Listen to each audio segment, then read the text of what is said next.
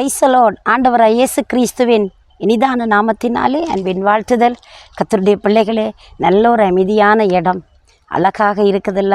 எப்படி பார்த்தீங்களா? கர்த்தருடைய ஆசீர்வாதங்கள் எவ்வளவு அழகாக இருக்குது. இயற்கை எப்போவுமே நம்ம ரசிக்கக்கூடியதாக இருக்கிறது. இந்த அழகான இடத்திலிருந்து தேவனுடைய அருமையான ஒரு வாக்கு தத்தத்தை அழகாய் தேவன் தம்முடைய மக்களை பராமரித்த ஒரு ஜீவ வசனத்தை நாங்கள் கேட்போமா? இந்த நாளிலும் கூட 34வது சங்கீதம் 7வது வசனம் சொல்கிறது, கர்த்தருடைய தூதன் அவருக்கு பயந்தவர்களை சூழ பாளையம் இறக்கி அவர்களை விடுவிக்கிறார் என்று சொல்லப்படுகிறது. கர்த்தருடைய தூதனை கொண்டு தேவன் தம்முடைய பிள்ளைகளை அவர் பராமரிக்கிறவர், பாதுகாக்கிறவராக இருக்கிறார். இன்றைக்கு நீங்கள் வெளியில் போகிற பொழுது, உள்ளே வர்ற பொழுது எத்தனையோ விபத்துக்கள், ஆபத்துக்கள், பயங்கரங்கள் நம்ம சூழ்கிற பொழுதெல்லாம் நம்மை அறியாமல் நம்மளுக்கு பின்னால் ஒரு கரம் இருந்து நம்மளை பாதுகாக்குது. பாருங்கள், எவ்வளவு ஆசீர்வாதம்! அப்படி ஆசீர்வதிக்கிற தேவன் நம்மளோட கூட இருக்கிறவராக இருக்கிறார். அவர் இருக்கேக்க நாமே பயப்படணும். உலகத்தில் நம்பர் 1 டிசைனர் இப்படியாக அவர்கள் சொல்லுகிறார்கள்.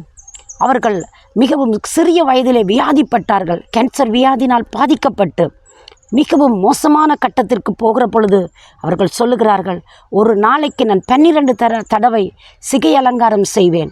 நான் பல நாடுகளுக்கு போனேன்.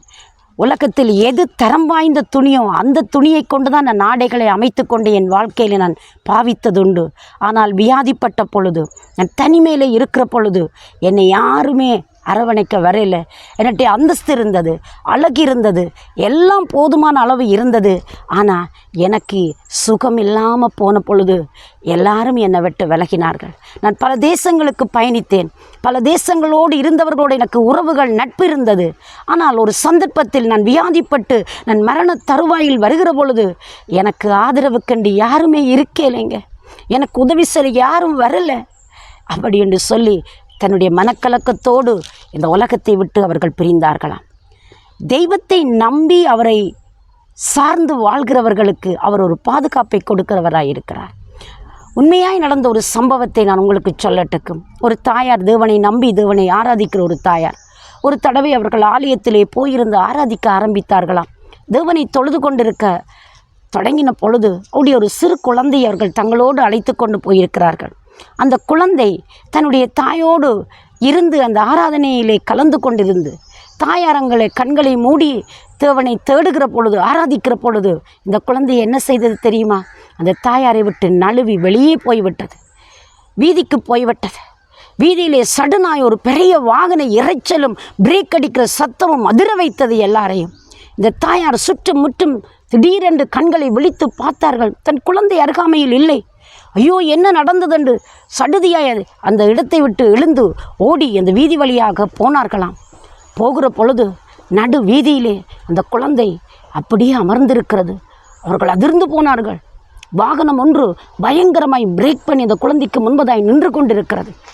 நடுக்கத்தோடு ஓடி அந்த குழந்தையை போய் தூக்கின பொழுது அந்த குழந்தை சொன்னதா, ஏப்பா இதில் வந்த அப்படின்ட்டு கேட்கிற பொழுது அந்த குழந்தை சொன்னது, நான் இந்த வீதியில் அந்த பக்கம் போவதற்காக ஓடி வந்தேன்.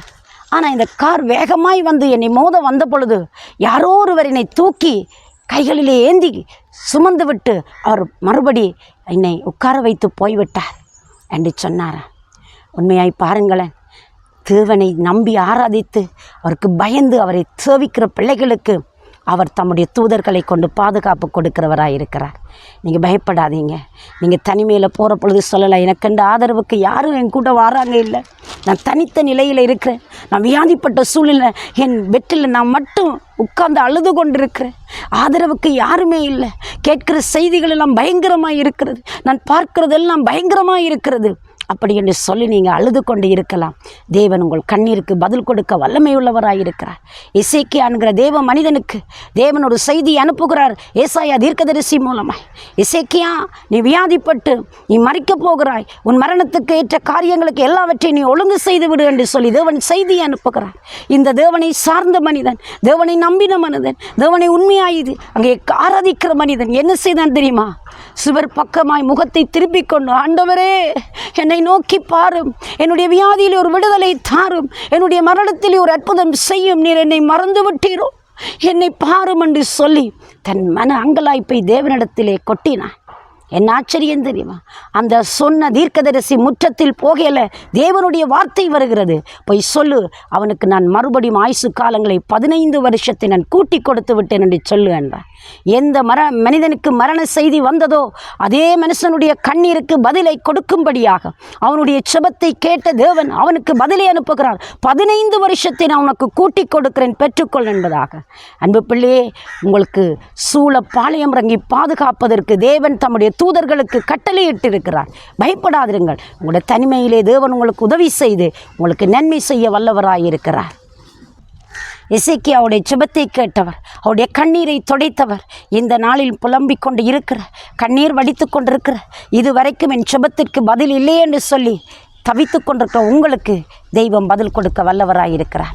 தமக்கு பயந்தவர்களை சூழ பாளையம் இறங்கி பாதுகாக்கிறவர் உங்களுக்கு உதவி செய்வார். உங்களுக்காக நான் மன்றாடட்டுமா? சர்வ வல்லமை உள்ள தேவனே, இயேசுவின் நாமத்தில் உம்மை நம்பி உம்மை சார்ந்து உம்மை தேடுகிற பிள்ளைகளுக்கு ஒரு அற்புதம் செய்வீங்களாக. உடைய கண்ணீர்கள் துடைக்கப்படுவதாக, காயங்கள் ஆற்றப்படுவதாக, தேவ சமாதானமும் தேவ ஆறுதல் கூட இருக்கும்படி ஆசீர்வதித்து ஜெபிக்கிறேன் ஜீவனுள்ள நல்ல பிதாவே. ஆமேன், ஆமேன். தேவன் தாமே உங்களை நிறைவாய் ஆசீர்வதிப்பாராக. God bless you.